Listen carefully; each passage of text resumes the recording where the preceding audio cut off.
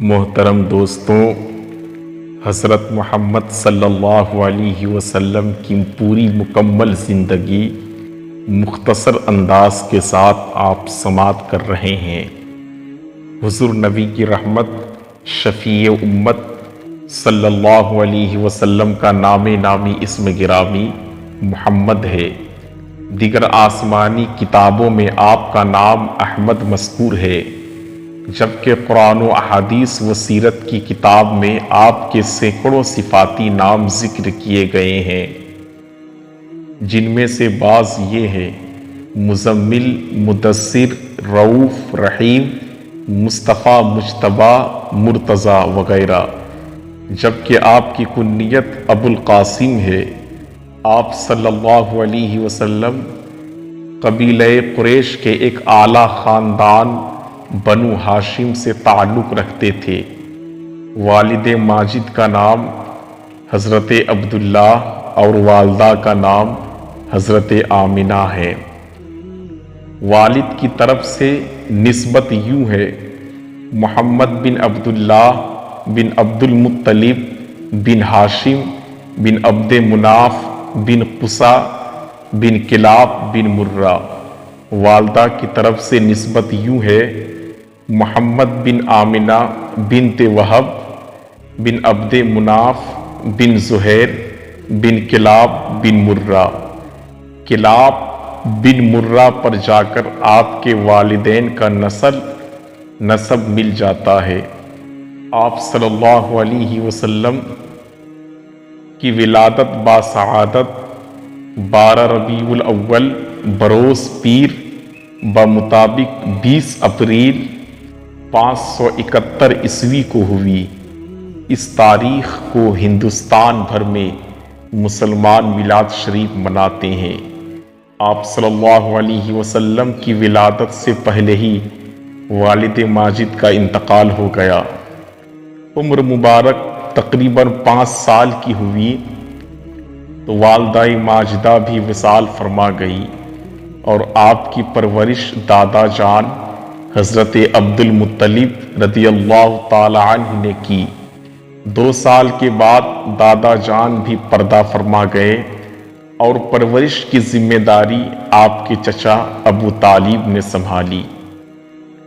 شرفائے عرب کا دستور ہے کہ وہ اپنے بچوں کو دودھ پلانے کے لیے گرد و نواح کے دیہاتیوں میں بھیجتے تھے تاکہ دیہات کے صاف ستھری آب و ہوا میں ان کی جسمانی صحت اچھی ہو جائے اور وہ فصیح عربی زبان بھی سیکھ جائیں۔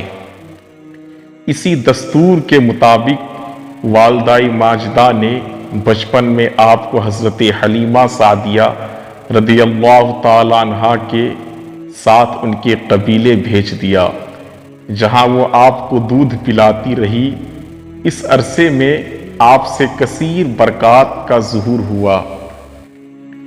بچپن میں آپ صلی اللہ علیہ وسلم کا جھولا فرشتوں کے ہاتھوں ہلانے سے ہلتا تھا۔ چاند آپ کی انگلی کے اشاروں پر حرکت کرتا تھا۔ بچوں کی عادت کے مطابق کبھی بھی کپڑوں میں بول و براز نہ فرمایا، بلکہ ہمیشہ ایک معین وقت پر رفع حاجت فرماتے۔ عمر مبارک چند سال ہوئی تو باہر نکل کر بچوں کو کھیلتا کودتے دیکھا، مگر خود کھیل کود میں شریک نہ ہوتے۔ لڑکے کھیلنے کے لیے بلاتے تو فرماتے، میں کھیلنے کے لیے نہیں پیدا کیا گیا۔ آپ کی جوانی سچائی، دیانت داری، وفاداری، عہد کی پابندی، رحم و سخاوت، دوستوں سے ہمدردی، عزیزوں کی غمخواری، غریبوں اور مفلسوں کی خبرگیری، الغرض تمام نیک خصلتوں کا مجموعہ تھی۔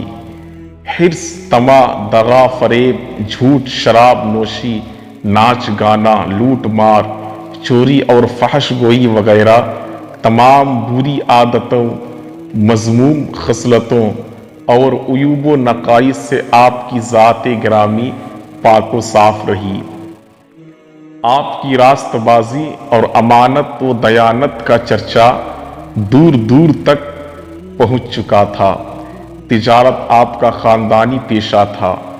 13 سال کی عمر میں آپ صلی اللہ علیہ وسلم نے پہلی بار اپنے چچا ابو طالب کے ساتھ ملک شام کا تجارتی سفر فرمایا، جبکہ 23 سال کی عمر میں بغرض تجارت حضرت خدیجۃ الکبریٰ رضی اللہ تعالی عنہا کا مال لے کر ان کے غلام میسرہ کے ساتھ ملک شام کا دوسرا سفر اختیار کیا۔ آپ صلی اللہ علیہ وسلم نے 4 سے زائد نکاح فرمائے، جو آپ کی خصوصیت ہے۔ پہلا نکاح 25 سال کی عمر میں حضرت خدیجۃ الکبریٰ رضی اللہ تعالی عنہا سے فرمایا، اور جب تک وہ حیات میں رہی دوسرا نکاح نہ فرمایا۔ آپ کی 11 ازواج مطہرات کے اسماء گرامی یہ ہے: حضرت خدیجۃ الکبریٰ، حضرت سودا، حضرت عائشہ، حضرت حفصہ، حضرت ام سلمہ، حضرت ام حبیبہ، حضرت زینب بن جحش بنت جحش، حضرت زینب بن خزیمہ، حضرت میمونہ اور حضرت جریرہ اور حضرت صفیہ رضی اللہ تعالی عنہن۔ آپ کی 3 باندیوں کے نام یہ ہے: حضرت ماریہ قبطیہ، حضرت ریحانہ اور حضرت نفیسہ رضی اللہ تعالی عنہن۔ آپ کے 3 شہزادے حضرت قاسم، حضرت عبداللہ اور حضرت ابراہیم، اور 4 شہزادیاں ہیں: حضرت زینب، حضرت رقیہ، حضرت ام کلثوم، حضرت فاطمہ الزہرا۔ آپ کی تمام اولاد مبارک حضرت خدیجۃ الکبریٰ سے ہوئی، البتہ حضرت ابراہیم حضرت ماریہ قبطیہ رضی اللہ تعالیٰ عنہ کے شکم سے پیدا ہوئی۔ 4 مشہور چچا حضرت حمزہ، حضرت عباس رضی اللہ تعالی عنہما، ابو طالب اور ابو لہب۔ 4 پھوپھیاں حضرت صفیہ، حضرت عاتقہ، حضرت امیمہ اور حضرت ام حکیم۔ 40 سال کی عمر میں آپ مکہ مکرمہ سے تقریباً 3 میل دور غار حرا میں تشریف لے جاتے اور اللہ تعالیٰ کی عبادت میں مشغول رہتے۔ یہی آپ پر پہلی وحی نزول ہوا۔ 40 سال کی عمر میں آپ نے اعلان نبوت فرمایا، پھر 3 سال تک پوشیدہ طور پر تبلیغ اسلام کا فریضہ سر انجام دیتے رہے۔ خواتین میں سب سے پہلے آپ کی زوجہ حضرت خدیجۃ الکبریٰ رضی اللہ تعالی عنہا، مردوں میں سب سے پہلے حضرت ابو بکر صدیق، اور بچوں میں سب سے پہلے حضرت علی المرتضیٰ شیر خدا رضی اللہ تعالی عنہ نے اسلام لایا۔ پھر حضرت عثمان غنی، حضرت زبیر بن عوام، حضرت عبد الرحمن بن عوف، حضرت سعد بن ابی وقاص، حضرت طلحہ بن عبداللہ بھی دامن اسلام میں آ گئے۔ 3 سال بعد آپ نے اللہ تعالیٰ کے حکم سے اپنے قبیلے والوں کو دعوت اسلام دی، لہٰذا عذاب الہی سے ڈرایا، لیکن انہوں نے دعوت کو قبول کرنے سے انکار کر دیا اور ناراض ہو کر نہ صرف چل گئے بلکہ آپ کے خلاف اولاً فول بکنے لگے۔ اعلان نبوت کے 4تھے سال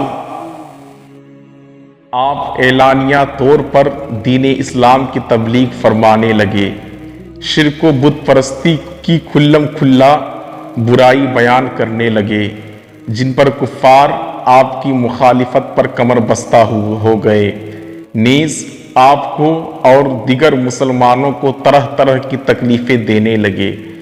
آپ کے چچا حضرت حمزہ اور حضرت عمر رضی اللہ تعالی عنہ کے قبول اسلام سے دین اسلام کو بہت تقویت ملی، لیکن پھر بھی کفار کی مخالفت ختم نہ ہوئی بلکہ دن بدن بڑھتی رہی۔ کفار نے آپ کے خاندان والوں کا مکمل بائیکاٹ کر کے ایک پہاڑ کی گھاٹی تک محصول کر دیا جسے شعب ابی طالب کہا جاتا ہے۔ یہاں آپ 3 سال رہے اور آپ کو بڑی مصیبتوں کا سامنا کرنا پڑا۔ حج کے موقع پر آپ صلی اللہ علیہ وسلم مختلف علاقوں سے آئے ہوئے قبائل کو دعوت اسلام دیتے اور ہر سال کچھ لوگ اسلام قبول کر لیتے۔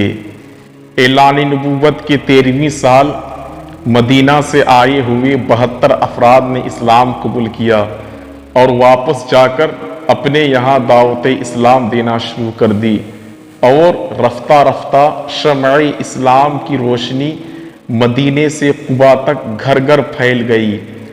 اعلان نبوت کے 13ویں سال سرکار مدینہ صلی اللہ علیہ وسلم نے مسلمانوں کو ہجرت کر کے مدینہ منورہ جانے کی اجازت عطا فرمائی، اور بعد میں حضرت سیدنا ابو بکر صدیق رضی اللہ تعالیٰ عنہ کے ساتھ خود بھی ہجرت کر کے وہاں تشریف لے گئے۔ ہجرت کے بعد آپ صلی اللہ علیہ وسلم نے مدینہ منورہ کو 11 سال شرف قیام بخشا۔ ان سالوں پیش آنے والے مختلف اہم واقعات کا مختصر تذکرہ ملاحظہ فرمائیں۔ پہلا سال مسجد قباء و مسجد نبوی کی تعمیر کی گئی، پہلا جمعہ ادا فرمایا، اذان و اقامت کی ابتدا ہوئی۔ دوسرا سال قبیلہ تبدیل ہوا، یعنی بیت المقدس کے بجائے خانہ کعبہ کی طرف منہ کر کے نماز پڑھنے کا حکم دیا گیا۔ رمضان المبارک کے روزے فرض ہوئے، نماز عیدین و قربانی کا حکم دیا گیا۔ حضرت فاطمہ الزہرا رضی اللہ تعالی عنہا کا حضرت علی رضی اللہ تعالیٰ عنہ کے ساتھ نکاح ہوئی۔ مسلمانوں کو غزوہ بدر میں فتح مبین حاصل ہوا۔ تیسرا سال کفار کے ساتھ غزوہ احد کا معرکہ درپیش آیا۔ ایک قول کے مطابق اسی سال شراب نوشی حرام قرار دیا گیا۔ چوتھا سال صلاۃ الخوف کا حکم نازل ہوا۔ حضرت امام حسین رضی اللہ تعالیٰ عنہ کی ولادت ہوئی۔ آپ صلی اللہ علیہ وسلم نے حضرت ام سلمہ اور حضرت زینب بنت جحش رضی اللہ تعالیٰ عنہما سے نکاح فرمایا۔ نماز قصر اور پردے کا حکم نازل ہوا۔ پانچواں سال آپ صلی اللہ علیہ وسلم نے حضرت جریرہ رضی اللہ تعالیٰ عنہا سے نکاح فرمایا۔ غزوہ احزاب یعنی غزوہ خندق اور غزوہ بنی مصطلق واقع ہوئی۔ تیمم کا حکم بھی اسی سال نازل ہوا۔ چھٹا سال صلح حدیبیہ اور بیعت رضوان واقع ہوئی۔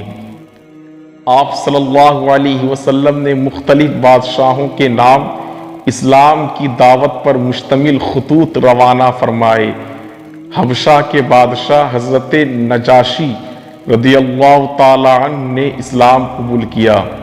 اسی سال آپ پر جادو کیا گیا اور اس کے توڑ کے لیے سورہ فلق اور سورہ ناس نازل ہوئی۔ ساتواں سال غزوہ خیبر اور غزوہ ذات الرقاع واقع ہوئی۔ آپ صلی اللہ علیہ وسلم نے حضرت ام حبیبہ، حضرت صفیہ اور حضرت میمونہ رضی اللہ تعالی عنہن سے نکاح فرمایا۔ حضرت علی المرتضیٰ رضی اللہ تعالی عنہ کی نماز عصر کے لیے آپ صلی اللہ علیہ وسلم کی دعا سے سورج واپس پلٹا۔ آٹھواں سال آپ صلی اللہ علیہ وسلم کے لخت جگر حضرت ابراہیم رضی اللہ تعالی عنہ کی ولادت ہوئی۔ غزوہ حنین واقع ہوا۔ مکہ مکرمہ فتح ہوا۔ نواں سال شاہ حبشہ حضرت نجاشی رضی اللہ تعالی عنہ کا وصال ہو گیا۔ مختلف وفود کی بارگاہ رسالت میں حاضری ہوئی۔ حج کی فرضیت کا حکم نازل ہوا۔ غزوہ تبوک واقع ہوا جس کے لیے صحابہ کرام علیہم الرضوان نے دل کھول کر اللہ کے رسول کی بارگاہ میں پیش کی۔ 10واں سال اللہ کے حبیب صلی اللہ علیہ وسلم کے لخت جگر حضرت ابراہیم رضی اللہ تعالیٰ عنہ کا وصال ہو گیا اور اسی سال آپ نے حج فرمایا جسے حجۃ الوداع کہا جاتا ہے۔ 11واں سال ہجرت کے 11ویں سال 12 ربیع الاول بروز پیر بمطابق 12 جون 632 عیسوی کو 63 سال کی عمر میں آپ صلی اللہ علیہ وسلم کا وصال ظاہری ہو گیا اور حضرت سیدتنا عائشہ صدیقہ رضی اللہ تعالی عنہا کے حجرے یعنی گھر میں تدفین ہوئی۔ ماخوذ السیرۃ الانبیاء سیرت مصطفی۔